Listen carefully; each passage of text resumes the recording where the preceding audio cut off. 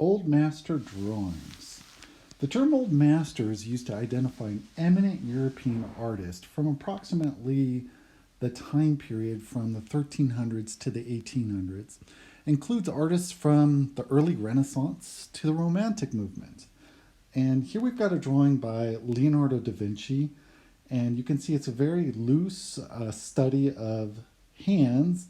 There's a lot of sort of scribbles. There's some defined charcoal and white highlighted on this toned paper to give some really nice depth. So, what was the role of drawing in this time period? Mainly to study and plan elements of finished works of art, to educate artists about the body, science, anatomy was really becoming prevalent in this time period. To work with inexpensive materials. At this time, paper was becoming readily available with graphite and charcoal. Was really easy to get a hold of, so these materials were really great for artists to work with. And to create works that were often disposed of. So these drawings were kind of like rough drafts for paintings or murals, and so they often got tossed aside. So let's take a look at some of these drawings. Here's Michelangelo, and it says here, a study for a figure in the Battle of Cascina cartoon. Okay, and it's very anatomical.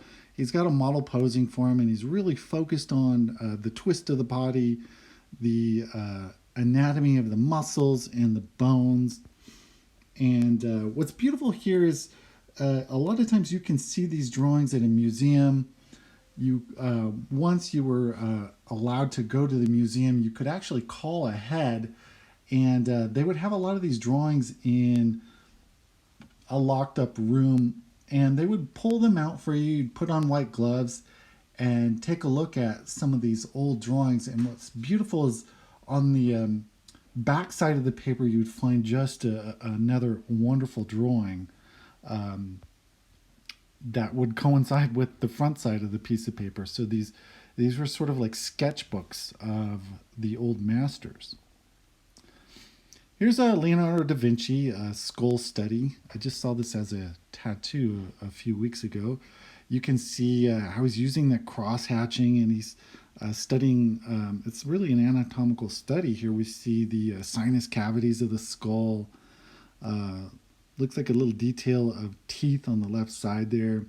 And of course, Leonardo's famous backwards handwriting. A lot of theories with that. So you can really see a lot of depth, a lot of attention to detail in what Leonardo is studying here. Here's another Leonardo, the grotesque. And we see very kind of sketchy lines and then some real tight lines, lots of detail, especially in the face. And it looks like this is on sort of an old piece of paper. You might be able to see a little bit of white highlighted here for some of the highlights to contrast with the dark charcoal. Here's another Leonardo, and notice that it's unfinished. This is just a study for one of his paintings. So he would have drawn this from a model, and let's see, here's the painting. So go figure, Leonardo didn't even finish the painting. He only finished about 8 paintings his whole career, including the most famous Mona Lisa. So you can probably come back here and try to figure out maybe where exactly is this figure pictured. One of the faces here, maybe it's one riding the horse. I'm not exactly sure. And you can really get a taste of how Leonardo starts to construct his paintings. Now fast forward, so this painting by Leonardo, done in the Renaissance, 1500s, and here's Rubens' copy of the battle scene. So Rubens, different artist and different time period, and you can see how he's sort of made this his own drawing. He's got some charcoal, he's got some white, a whole range of value here. and feels like a little bit more polished than Leonardo's painting here. And he kind of adds his own sort of style to the figures and to the horses.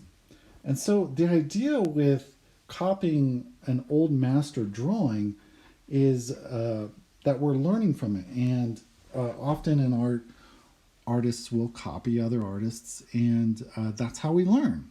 So it's a really great thing. We always give the old master credit. Of course, we're studying from them. Here's a drawing by Pontormo, and you can see like many figures here. You can see the paper is torn and then sort of remounted and collected by a museum here. So you see a lot of twisting, a lot of contorting of the figure. Here's another Pontormo, and this painting's at the Getty in Malibu. And on the left, you can see the studies. So this is a halberdier. This would have been holding, I believe, a pike and would have been used in wartime. So we see the figure on the left, the sketch, and you can kind of see how Pontormo is figuring things out. It's fairly loose. There's some sort of lighter lines. He's kind of finding his way with the line. And there might have been another iteration of this drawing. You can see in the painting how he's really twisted the figure and corrected some of the stuff in the drawing. So the drawing here is very much sort of a part of the process. Here's a Raphael, and we can see this drawing was mounted on something else and even kind of looks like it was worked on top of, probably by someone else. The beautiful thing here is that we've got this toned piece of paper. It's maybe a tan or a gray, and then we've got the black charcoal and the white charcoal on top of it. And so we get this whole range of value from light to dark. The important thing here is that Raphael did not obliterate the tone of the paper. He's really letting that middle tone of the paper work for him. Here's a painting by Ong, and for the master copy assignment, you could take a painting and turn it black and white and work a drawing off of that. This is Albinus, and an anatomist, and we really get to see the attention to detail. Every bone accounted for, and he's even given us gesture to this skeleton, and then of course the wonderful background.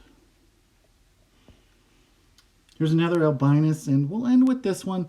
For the master copy assignment, we can just take a portion of one of these drawings, which would be just fine to work from. So maybe you would do a crop of like the torso and the head.